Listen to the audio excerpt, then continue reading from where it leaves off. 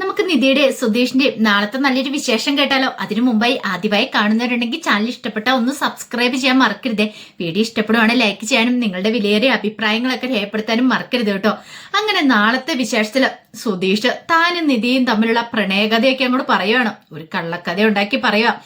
ആ സമയത്ത് ഇതെല്ലാം സുഭാഷും നികേഷും ഹരീഷും ഒക്കെ വിശ്വസിച്ചു ഈ പറയുന്ന എല്ലാം സത്യമാണ്. അങ്ങനെ കുറെ സമയം കഴിഞ്ഞ് കഴിഞ്ഞപ്പം സുധീഷ് പറഞ്ഞു, എന്താണെന്നറിയത്തില്ല, നല്ല ക്ഷീണമുണ്ട്, ഉറക്കം വരുന്നുണ്ട്, എനിക്കൊന്ന് കിടന്ന് ഉറങ്ങണം, ഞാനിന്ന് ഇവിടെ കിടക്കണേന്നൊക്കെ പറഞ്ഞുകൊണ്ട് അവരോടൊപ്പം സുധീഷ് അങ്ങോട്ട് കിടക്കുവാണ്. അങ്ങനെ ഇത്തിരി കഴിഞ്ഞ് കഴിഞ്ഞപ്പത്തിന് സുധീഷിന് വല്ലാത്ത ടെൻഷനായി. നിധി ഉറങ്ങിയിട്ടുണ്ടോന്ന് അറിയില്ല, ചിലപ്പോൾ ഉറങ്ങാൻ വഴിയൊന്നുമില്ല. ആ സമയം നിധിയാണെങ്കിൽ വീടിനെ കുറിച്ച് ഓർത്തിരിക്കുമായിരുന്നു. നിധിക്ക് എങ്ങനെ കിടന്ന് ഉറങ്ങാൻ പറ്റും? തന്റെ അച്ഛനെ കുറിച്ചുള്ള ചിന്തകളായിരുന്നു നിധിയുടെ മനസ്സ് നിറയും. താൻ ചെയ്ത് തെറ്റ് തന്നെയാണ്, പക്ഷെ തനിക്ക് വേറെ നിവൃത്തി ഉണ്ടായിരുന്നില്ല. നീ എവിടെ പോയാലും നീ ഗുണം പിടിക്കാൻ പോകുന്നില്ലടേ എന്നൊക്കെ തന്റെ അച്ഛൻ തന്നെ രാഗി പറഞ്ഞത്. അതൊക്കെ ഓർത്ത് കഴിഞ്ഞപ്പോ നിധിക്ക് നല്ല ടെൻഷനായി, വല്ലാത്തൊരു മാനസികാവസ്ഥയായിരുന്നു. അപ്പോഴേക്കുമാണ് കഥയെ മുട്ടുന്നേട്ടെ. നിധി ഒരു നിമിഷം ഞെട്ടിപ്പോയി. നിധി പതൊക്കെ കഥ തുറന്നു പോയി കഴിഞ്ഞപ്പം സുധീഷാണ്. പേടിക്കൊന്നും വേണ്ട, ഇത് ഞാനാ, പേടിക്കണ്ട കേട്ടോ. അല്ല എന്താ സുധീഷേ? അല്ല നിധി ഉറങ്ങിയോന്നറിയാൻ വേണ്ടിട്ട്. ഉറങ്ങിയില്ല, മുറിയിൽ ലൈറ്റ് ഉണ്ടെന്ന് തോന്നി, അതുകൊണ്ടാ ഞാൻ വന്ന് വിളിച്ചതെന്ന് പറയണം. അല്ല പേടി എന്തേലും ഉണ്ടോ? പേടിയൊന്നുമില്ല, പേടിക്കൊന്നും വേണ്ട കേട്ടോ. ഞങ്ങളിവിടെ ആണുങ്ങൾ മാത്രം ഉള്ളെങ്കിലും അങ്ങനെ പേടിക്കേണ്ട കാര്യമൊന്നുമില്ല, ഞങ്ങൾ അത്തരക്കാരൊന്നും അല്ല. അല്ലെങ്കിൽ തന്നെ ഒന്ന് ആലോചിച്ച് നോക്കിയേ, അവിടുന്ന് ഇവിടം വരെ നമ്മള് ജീപ്പില് അടുത്തടുത്ത് ഇരുന്ന് വന്നതല്ലേ, എന്നിട്ട് എന്റെ അടുത്തുനിന്ന് മോശമായി എന്തെങ്കിലും അനുഭവം ഉണ്ടായോ? ഇല്ലല്ലോ. അതുപോലെ തന്നെ എന്റെ വീട്ടിലുള്ളവരും എന്റെ അനുജന്മാരെ, ചേട്ടനെ, അച്ഛനെ എല്ലാരും കണ്ണടച്ച് വിശ്വസിക്കാം. ഒന്നുകൊണ്ടും പേടിക്കൊന്നും വേണ്ട, ധൈര്യമായിട്ട് കിടന്ന് ഉറങ്ങിക്കോ. എന്തേലും ആവശ്യമുണ്ടെ വിളിക്കാൻ മറക്കരുത്. എനിക്കങ്ങനെ പ്രത്യേകിച്ച് ആവശ്യമൊന്നുമില്ല. അല്ല പറയോ ചെയ്തേ, രാത്രിയിൽ എന്തേലും ആവശ്യം വന്ന് ഒന്ന് വിളിച്ചാൽ മതി, അപ്പൊ തന്നെ ഞാൻ ഓടി വന്നോളാന്ന് പറഞ്ഞു. എന്നാ ശരി, പോയി കിടന്നുറങ്ങിക്കോളാൻ പറയണ. അങ്ങനെ സുധീഷ് ഇങ്ങനെ നോക്കി. ആ സമയത്ത് നിധി പറ ശരിയെന്ന് പറയണ. അങ്ങനെ സുധീഷ് ഇറങ്ങി കഴിഞ്ഞപ്പത്തിന് നിധി പതുക്കെ കഥ ഒന്ന് കുറ്റിയിട്ടു. ശരിക്കും അതിന് വലിയ പൂട്ടും കാര്യങ്ങളൊന്നുമില്ല, ഒന്ന് ചെറുതായിട്ട് തട്ടിയിട്ടാണ് തുറന്നു പോരാവുന്ന രീതിയിലുള്ള കുറ്റിയും കൊളുത്തു വയ്ക്കുക. നിധിക്ക് ടെൻഷനായി. നിധി അവിടെ ഇരുന്ന് കസാര എടുത്തു വെച്ചു. കസാര എടുത്തിട്ട് ആ കഥ അങ്ങോട്ട് ചേർത്ത് ഒന്നുകൂടെ അങ്ങോട്ട് അടച്ചു വെക്കുവാണ്. അതിനുശേഷം അതിന്റെ മുകളിലേക്ക് തന്നെ ബാഗ് എടുത്തു വെച്ചു. പിന്നീട് അവിടെ കിടന്ന് എന്തൊക്കെയോ സാധനങ്ങളെല്ലാം എടുത്തു വെച്ചു. എന്നിട്ട് ഒരു സമാധാനത്തോടെ വന്ന് കിടക്കുവാണ്. ആ സമയത്ത് നിധിയുടെ മനസ്സിലേക്ക് തന്റെ വീടും കാര്യങ്ങളും എല്ലാം മനസ്സിലേക്ക് വരുവാണ്. നിധിക്ക് കടന്നിട്ട് ഉറങ്ങാനേ പറ്റുന്നുണ്ടായിരുന്നില്ല. തന്റെ അച്ഛനെ ധിക്കരിച്ച് ഇറങ്ങി പോന്നിരിക്കുന്നേ എത്രമാത്രം ആ മനസ്സ് വേദനിച്ചിട്ടുണ്ടായിരിക്കും എന്നൊക്കെ ഒരു ചിന്തകളായിരുന്നു മനസ്സറിയാം. പക്ഷെ ഇവിടുന്ന് എങ്ങനെയും രക്ഷപ്പെട്ടു പോയാൽ മതിയാവുള്ളൂ. തനിക്ക് രക്ഷപ്പെടണം, തനിക്ക് ജോലി വേണം, അങ്ങനെയുള്ള ചിന്തയോട് കൂടിയിട്ടാണ് അങ്ങനെ നിധി കിടന്നുറങ്ങണേ. അങ്ങനെ പിറ്റേ ദിവസം രാവിലെയായി. ഭാസ്കരൻ നേരെ ചായക്കടയിലേക്ക് ചെല്ലുവാണ്. ആ സമയം ഗംഗാധരൻ ഉണ്ടായിരുന്നു, ഭാസ്കരന്റെ ചേട്ടന്, പിന്നെ കുറച്ച് ചായ കുടിക്കുന്ന ആൾക്കാരും ഉണ്ടായിരുന്നു. അങ്ങനെ ഭാസ്കരൻ ചെന്നിട്ട് പറഞ്ഞു, 2 ചായ 4 വടയെന്ന് പറയണ. 2 ചായയോ? അതെന്താ 2 ചായ തന്നുകൂടെ? അതെ, ഞാൻ വെറുതെ ഒന്നുമല്ല, പൈസ തന്നിട്ട രാജാ, എനിക്ക് ചായ തരാൻ പറഞ്ഞ് ചായ തന്നാ മതി എന്ന് പറയണം. അപ്പോഴേക്കും ഗംഗാധരൻ പതുക്കെ അവിടെ നിന്ന് എഴുന്നേറ്റ് പോകാൻ തുടങ്ങി. ആഹാ, അങ്ങനെ അങ്ങോട്ട് എഴുന്നേറ്റ് പോയാലോ എന്റെ ചേട്ടാ, അവിടെ ഇരിക്കുക. എന്റെ മകന് പെണ്ണ് കിട്ടില്ലെന്ന് പറഞ്ഞിരുന്നിട്ടോ, ആ കുടുംബത്തിലേക്ക് ഒരു പെൺകുട്ടി വരില്ലെന്ന് പറഞ്ഞിട്ട് നല്ല തങ്കം പോലത്തെ ഒരു പെങ്കൊച്ചാ വന്നിരിക്കുന്നേ, കണ്ടില്ലായിരുന്നോ? അത് കേട്ടപ്പോ ഗംഗാധരൻ പറഞ്ഞു, ആ പെണ്ണുങ്ങാണ്ട് അബദ്ധപ്പെട്ട് വന്നതാ, അല്ലാതെ നിന്റെ മകനോടുള്ള സ്നേഹം കൊണ്ട് വന്നൊന്നുമല്ല. അത് കേട്ട് കഴിഞ്ഞപ്പം ഭാസ്കരൻ പറഞ്ഞു, ആര് പറഞ്ഞു നിന്നോട്? അതെ, എന്റെ മകന്റെ ഭാര്യ തന്നെ അവള്, പിന്നെ ഭാര്യയാണ് പോലും. എങ്ങൊന്നോ ഒരു പെങ്കൊച്ചിനെ പിടിച്ചോണ്ട് വന്നിട്ട് ഭാര്യ എന്ന് പറഞ്ഞാൽ മതിയല്ലോ. ആ സമയം രാജൻ പറഞ്ഞു, അല്ല എന്തൊക്കെ പ്രശ്നം ഉണ്ടായാലോ ആ പെണ്ണിന്റെ വീട്ടുകാർ വന്നിട്ട്. പെണ്ണിന്റെ വീട്ടുകാർ വലിയ വീട്ടുകാരാ, കോടീശ്വരന്മാരാ, കോടികളല്ലേ ഉള്ളത്. ആ സമയം ഗംഗാധരൻ പറഞ്ഞു, ആർക്കറിയാം, അതിന് ഈ നാട്ടുകാരിയൊന്നും അല്ല, വേറെ ഏതോ ഒരു നാട്ടുകാരിയല്ലേ, അപ്പൊ നമുക്ക് ആർക്കും അറിയത്തില്ലല്ലോ കോടികളുണ്ടോ ഇല്ലയെന്നൊക്കെ. അത് കേട്ടപ്പോ ഭാസ്കരൻ പറഞ്ഞു, കോടികളുണ്ടോ ഇല്ലയെന്നൊക്കെ നീയൊക്കെ അറിയാൻ പോകുന്നുള്ളൂ, അതുകൊണ്ടാണല്ലോ അവര് വന്ന് പെണ്ണിനെ കൂട്ടിക്കൊണ്ടു പോകാനായിട്ട് വന്നേ. പക്ഷേ എന്റെ പയ്യനോടുള്ള ഇഷ്ടം കാരണം അവള് പോയില്ല. അതാണ് ശരിക്കും യഥാർത്ഥ സ്നേഹം എന്ന് പറഞ്ഞാല്. അവൾക്ക് കോടികളും ലക്ഷങ്ങളും ഒന്നും വേണ്ട, അവൾക്ക് എന്റെ ചെക്കനെ മാത്രം മതി എന്ന് പറഞ്ഞു. എന്താടാ ഗംഗാധര, നിന്റെ നാവ് ഇറങ്ങി പോയെന്ന് ചോദിക്ക. ഗംഗാധരൻ പറഞ്ഞു, കാര്യമൊക്കെ കാര്യം, എന്തൊക്കെ പറഞ്ഞാലും അവൾ ആ വീട്ടിലൊന്നും നിൽക്കാൻ പോകുന്നില്ല, അവള് വീട്ടിൽ പോയിക്കോളും എന്ന് പറഞ്ഞു. അപ്പോഴേക്കും അടുത്തുനിന്ന് ഒരാൾ ചോദിച്ചു, അല്ല ഭാസ്കരേട്ടന്റെ ആ വീട്ടിലേക്ക് വന്ന പെങ്കൊച്ച് ഭാസ്കരേട്ടന്റെ കുടുംബത്തെക്കുറിച്ചുള്ള എല്ലാ കാര്യങ്ങളൊക്കെ അറിഞ്ഞിട്ടാണോ വന്നിരിക്കുന്നത്? അതെനിക്ക് അറിയില്ലടാ, നീ ഒരു കാര്യം ചെയ്യാ, നീ ചെന്ന് ചോദിച്ചിട്ട് വാ, എന്നിട്ട് നീ ചായ കുടിച്ചാൽ മതി എന്ന് പറഞ്ഞു. അവൻ പിന്നെ ഒന്നും മിണ്ടിയില്ല. അപ്പോഴേക്കും ഗംഗാധരൻ പറഞ്ഞു, രാത്രിയിലല്ലേ ആ പെങ്കൊച്ചു വന്നേ, നേരം വെളുത്ത വീടും പരിസരവും എല്ലാം കണ്ടു കഴിയുമ്പോൾ തന്നെ ആ പെങ്കൊച്ച് സ്ഥലം വിട്ടോളും. അതിനുള്ള ചാൻസ് ഉണ്ട്, കാണാം. അതതിന് വാഴാൻ വേണ്ടി വന്നൊന്നും അല്ല. ഞാൻ വീട്ടിലുള്ളവരുടെ സ്വഭാവം കൂടെ മനസ്സിലാക്കിയിട്ടുണ്ടെങ്കിൽ അത് കണ്ടം വഴി ഓടുമെന്ന് പറഞ്ഞു. അത് കേട്ടപ്പോൾ ഭാസ്കരന് ദേഷ്യം വന്നു. ഭാസ്കരന്റെ കയ്യിലേക്ക് 2 ചായ കിട്ടിയായിരുന്നു. ഭാസ്കരന് ആ ചായ ഗ്ലാസ് ഏത് ഒറ്റ എറിയണം. എന്താടാ പറഞ്ഞേ?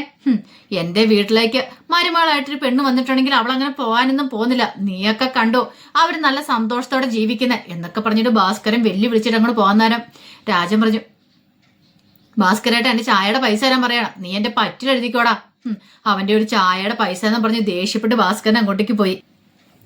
ഇതേ സമയം ബാത്റൂമിന്റെ അവിടെ വന്ന് നികേഷ് നിൽക്കുകയാണ്. നികേഷിന് ബാത്റൂമിൽ കയറാനായിട്ട് സമ്മതിക്കുന്നുണ്ടായിരുന്നില്ല സുഭാഷ്. ആ സമയത്ത് ഹരീഷ് പറഞ്ഞു, അല്ലേട്ടാ അവൻ പോയി ബാത്റൂമിൽ കയറട്ടെന്ന് പറയണേ. ശരിയാത്തില്ല, ഇവൻ ബാത്റൂമിൽ കയറിട്ടുണ്ട് പിന്നെ ഒന്നും പറയണ്ട, വെള്ളമെല്ലാം അതിലൂടെ ഒഴിച്ച് കുളിയൊക്കെ കഴിഞ്ഞ് ഇറങ്ങി വരുന്നതിൽ ഒരു പരുവാവും. ആ പെങ്കൊച്ച് എഴുന്നേറ്റ് വന്ന് കയറി പോയിട്ട് ഇവൻ കയറിയാൽ മതി എന്ന് പറയണം. അപ്പോഴേക്കും സുധീഷ് അങ്ങോട്ട് വന്നു. സുധീഷ് വന്നിട്ട് പറഞ്ഞു, അതെ ബാത്റൂമിൽ പോണം. അതെ ബാത്റൂമിൽ ഇപ്പൊ ആരെയും വിടുന്നില്ല എന്ന് പറയണം ഏട്ടൻ. അതെന്താ വിടാത്തെ എന്ന് ചോദിച്ചു സുഭാഷിനോട്. അത് പിന്നെ ബാത്റൂമിൽ പോയിട്ടാണ്, നീയൊക്കെ കയറിട്ടണ്ടേ, എങ്ങനെ കുളം ആക്കിയിട്ടേ ഇറങ്ങി വരുള്ളൂ. ആ പെങ്കൊച്ച് വന്ന വഴി തന്നെ ഓടും, വെറുതെ എന്തിനാടാ, അതുകൊണ്ട് അത് എഴുന്നേറ്റ് പോട്ടെ എന്ന് പറയണം. അപ്പോഴേക്കും സുധീഷ് പറഞ്ഞു, അവള് നല്ല ഉറക്കം എപ്പൊ കിടന്നിട്ട്, അവളെ എഴുന്നേക്കാൻ എന്തായാലും കുറച്ച് സമയം പിടിക്കും. ഒരു കാര്യം ചെയ്യാം, അത്ര സമയത്തേക്ക് തൽക്കാലത്തേക്ക് ആരെയും ബാത്റൂമിൽ വിടണ്ട, അവള് വരട്ടെ, അവള് വന്നിട്ട് കയറിയിട്ട് പോയാൽ മതി. നികേഷ് പറഞ്ഞു, എനിക്കാണെങ്കിൽ ഇപ്പൊ തന്നെ പോണെന്നും പറഞ്ഞ് നികേഷ് നിൽക്കുക. അങ്ങനെ നീ ഇപ്പൊ പോകണ്ടാന്ന് പറഞ്ഞു, നീ ഇങ്ങോട്ടേക്ക് മാറിക്കെന്നും പറഞ്ഞിട്ട് നികേഷിന്റെ അടുത്തേക്ക് എന്നിട്ട് നികേഷിനെ തള്ളി മാറ്റിയിട്ട് സുധീഷ് അകത്ത് ബാത്റൂമിനകത്ത് ഒരു കഥ അടച്ചു. ആ സമയം ഹരീഷ് പറഞ്ഞു, എങ്ങനെയുണ്ട് കണ്ടേ, അവൻ നിന്നെ പഠിച്ചിട്ട് അവൻ അകത്ത് കയറി കഥ അടച്ച കണ്ടോ? അവന്റെ സ്വഭാവം അങ്ങനെയാ, അവന്റെ നിലനിൽപ്പ് അവൻ എപ്പോഴും നോക്കുമെന്ന് പറയാണ്. ആ സമയം സുഭാഷ് പറഞ്ഞു, അവൻ ഇങ്ങോട്ട് ഇറങ്ങി വരട്ടെ എന്ന് പറയണം. നികേഷ് പറഞ്ഞു, കണ്ടില്ലേ എന്നെ വിടാതിരുന്നിട്ട് സുധീഷ് ചേട്ടൻ കയറി കണ്ടോ എന്ന് പറയണം. ഇത്തിരി സമയം കഴിഞ്ഞപ്പോഴത്തേനും സുധീഷ് ഇറങ്ങി വന്നു. ഈ സമയം സുധീഷ് പറഞ്ഞൊരു കാര്യം ചെയ്ത്, നീ കയറിക്കോ, അവൾ എഴുന്നേറ്റ് ഇച്ചിരി താമസം പിടിക്കുമായിരിക്കും എന്ന് പറഞ്ഞു. നികേഷ് സന്തോഷത്തോടെ നികേഷും കൂടെ കയറി. ആ സമയം സുഭാഷ് പറഞ്ഞു, നീ ആള് കൊള്ളാലോടാന്നൊക്കെ പറയണം, നീയൊക്കെ കയറിയിട്ടുണ്ടെങ്കിൽ ആ ബാത്റൂമിന്റെ കോല എന്തായിരിക്കുമോ എന്നൊക്കെ പറഞ്ഞു. അപ്പോഴാണ് നിധി എഴുന്നേക്കുന്നത്. നിധി എഴുന്നേറ്റിങ്ങനെ നോക്കി, നന്നായിട്ട് വെട്ടമ്മ വെല്ലമൊക്കെ വന്നിട്ടുണ്ടായിരുന്നു. പിന്നീട് ബാഗൊക്കെ എടുത്ത് ബാഗിനകത്തുനിന്ന് ഇടാനുള്ള ഡ്രസ്സൊക്കെ എടുത്തു. കുളിച്ചിട്ട് വരാന്നൊക്കെ കരുതിയിട്ട് അങ്ങനെ ഡ്രസ്സൊക്കെ എടുത്ത് വെക്കുവാണ്. പിന്നീട് നിധി ബാത്റൂമിന്റെ അങ്ങോട്ടേക്ക് വരുവാണ്. ആ സമയത്ത് സുധീഷിനാണ് ഭയങ്കര ടെൻഷനായി, കാരണം നികേഷ് അകത്ത് കയറിയിട്ട് ഇറങ്ങിയിട്ടില്ല. അപ്പോഴേക്കും സുഭാഷ് പറഞ്ഞു, ബാത്റൂമിൽ പോകാൻ വന്നാണോ? അതെ, പോയിക്കോളാൻ പറയണം. അപ്പോഴാണ് അവിടുത്തെ നികേഷ് അകത്തോടുന്നത്. അയ്യോ 1 മിനിറ്റ് എന്ന് പറയണം. അകത്ത് നികേഷ് ഉണ്ട്. ആ സമയം സുധീഷ് പറഞ്ഞു, എടാ നികേഷ് ഇറങ്ങി വാടാന്ന് പറയണം. ഇത് ചേട്ടാ ഒരു 2 മിനിറ്റ് എന്ന് പറയണം. ആ സമയം നിധി പറഞ്ഞു, അല്ല അത് സാരില്ല, കുളിച്ചോട്ടെ, അല്ല ഇവിടെ വേറെ ബാത്റൂം വല്ലതും ഉണ്ടോ? അപ്പോഴേക്ക് സുധീഷ് പറഞ്ഞു, അതെ നല്ല ബാത്റൂം ഇതാ, ഇതിനകത്താണ് വെള്ളമൊക്കെ ശരിക്കും വരത്തുള്ളൂ പറയണം. ശരിയെന്ന് പറയാ. ഇടയ്ക്കിടയ്ക്ക് സുധീഷ് നികേഷിനെ വിളിക്കുന്നുണ്ട്. ഒടുവില്ല നികേഷ് ബാത്റൂം തുറന്നിറങ്ങി വരുവാണ്. പക്ഷെ ആ ഇറങ്ങി വരവെന്ന് പറഞ്ഞ ഒരു 1.5 വരവായിരുന്നു. കാരണം നികേഷിന്റെ ദേഹം മുഴുവൻ സോപ്പും പോലെയായിരുന്നു. പകുതി കുളിച്ചിട്ട് അവൻ കഥവും തുറന്നിറങ്ങി വന്ന നിധിയെ കണ്ടു കഴിഞ്ഞപ്പോഴത്തേനും അവനൊന്ന് ചമ്മി. എന്നിട്ട് പറഞ്ഞു, അതെ എടുത്തിയമ്മേ, ഞാൻ കിണറ്റിന്റെ അവിടെ പോയിന്ന് കുളിച്ചോളാന്നും പറഞ്ഞുകൊണ്ട് അവന്റെ തോർത്തൊക്കെ എടുത്തിട്ട് നേരെ കെട്ടുകരയിലേക്ക് ഓടുവാണ്. ഈ സമയം നിധി അകത്തേക്ക് കയറി. നിധി കയറി കഴിഞ്ഞപ്പോഴാണ് പകൽവെട്ടത്തിൽ ബാത്റൂം ഒക്കെ കാണുന്നത്. നിധിക്ക് ഭയങ്കര അറപ്പായി, കാരണം ഭിത്തിയൊക്കെ കണ്ടു കഴിഞ്ഞപ്പോൾ തന്നെ ഭയങ്കര ടെൻഷനായി. ഇവിടെ എങ്ങനെയെന്ന് കുളിക്കും, തുണിയൊക്കെ ഇടാൻ പോലും ശരിക്കും ഒരു സൗകര്യം കാര്യങ്ങളൊന്നും ഇല്ല. ഇതിനകത്ത് എങ്ങനെയെന്ന് കുളിക്കുമെന്ന് ഓർത്ത് നിധി ആകെപ്പാടെ വിഷമിച്ചു പോയി. കാരണം അമ്മാതിരി കോലമായിരുന്നു ബാത്റൂമിന്റെ. പക്ഷെ ഡ്രസ്സ് മാറ്റാതെയും കുളിക്കാതെ ഇരിക്കാൻ പറ്റില്ലല്ലോ. ഒടുവില് നിധി ഒരു വിധത്തിൽ അതിനകത്ത് നിന്ന് കുളിയെല്ലാം കഴിഞ്ഞ് പുറത്തേക്ക് ഇറങ്ങി വന്നു. കുളിയെല്ലാം കഴിഞ്ഞിട്ട് നിധി പുറത്തേക്ക് ഇറങ്ങി വരുവാണ്. അങ്ങനെ പുറത്തേക്ക് ഇറങ്ങി വരുമ്പോൾ സുഭാഷും സുധീഷും ഹരീഷും ഒക്കെ സംസാരിച്ചുകൊണ്ടിരിക്കുകയാണ്. അപ്പോഴേക്കും നിധി വന്നിട്ട് പറഞ്ഞു, അതെ ഈ തുണി കഴുകണമെന്ന് പറയണം. അതിനെന്താ തുണി കഴുകാണല്ലോ എന്ന് സുധീഷ് പറഞ്ഞു. അല്ല മെഷീൻ എവിടെയാന്ന് ചോദിക്കുക. ഞാൻ തുണി കഴുകിക്കൊള്ളാന്ന് പറയാ. മെഷീനോ? അപ്പോഴേക്കും നികേഷ് പറഞ്ഞു, ഇവിടെ മെഷീനൊന്നുമില്ല, കല്ലെ തന്നെ കഴുകണമെന്ന് പറയണം. അത് കേട്ടപ്പോൾ നിധി ആദ്യം ഇത് ഞെട്ടി. നിധിക്ക് അതൊന്നും വശമില്ലാത്ത കാര്യമാണ്. ആ സമയത്ത് സുധീഷിനോട് ചോദിച്ചു, അല്ല അലക്കല്ല് എവിടെയാന്ന് ചോദിക്കണം.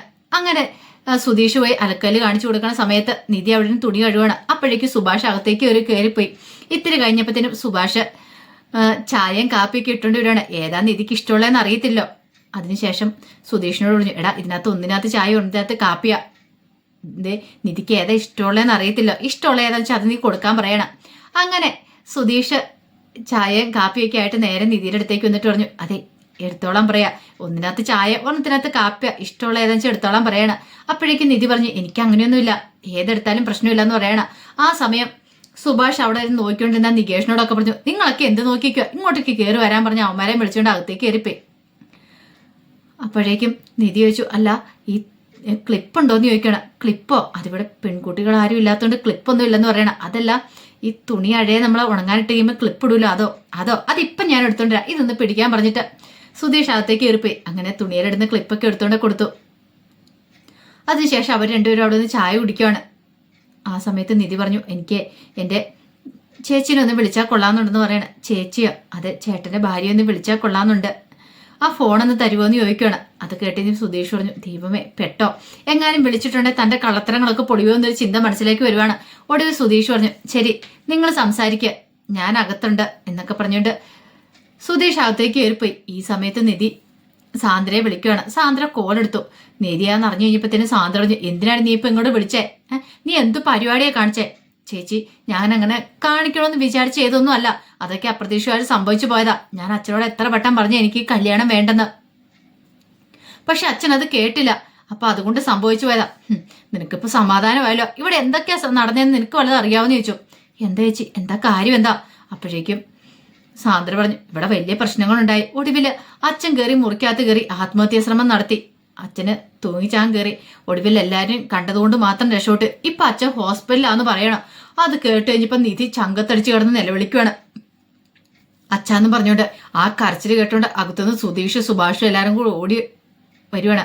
അപ്പോഴേക്കും പുറത്ത് 1-2 പേരൊക്കെ നിപ്പുണ്ടായിരുന്നു. അവരുടെ വീണ്ടും അയൽവക്കത്ത് വീട്ടിലുള്ളവരെ, അവർക്ക് ഇങ്ങനെ ഞെട്ടിത്തെറിച്ചിരിക്കുകയാണ്. എന്തോ ഒരു പ്രശ്നം ഉണ്ടെന്ന് മനസ്സിലായി, പക്ഷെ ആർക്കും എന്താ കാര്യം എന്ന് മനസ്സിലായില്ല. നിധി ഇങ്ങനെ അച്ചാച്ചാന്ന് പറഞ്ഞുകൊണ്ട് കിടന്ന് കരയുന്നു മാത്രമുണ്ട്. അപ്പൊ അവരൊക്കെ വിചാരിച്ചുകൊണ്ടിരുന്ന എന്താ, ഇവിടെ എന്തോ വഴക്കുകളും പ്രശ്നങ്ങളും ഉണ്ടായി, അപ്പൊ അതുകൊണ്ടാണ് നിധി ഇരുന്ന് കരയണേന്നാണ്. അപ്പൊ അതിന്റെ വിശേഷങ്ങളൊക്കെ നാളെ കാണുന്നത്. ആ വിശേഷങ്ങൾക്കായി നമുക്ക് എല്ലാവർക്കും കാത്തിരിക്കാട്ടോ. ഒരിക്കൽ കൂടി എല്ലാവർക്കും ശുഭദിനം നേർന്നുകൊണ്ട് നിർത്തുന്നു.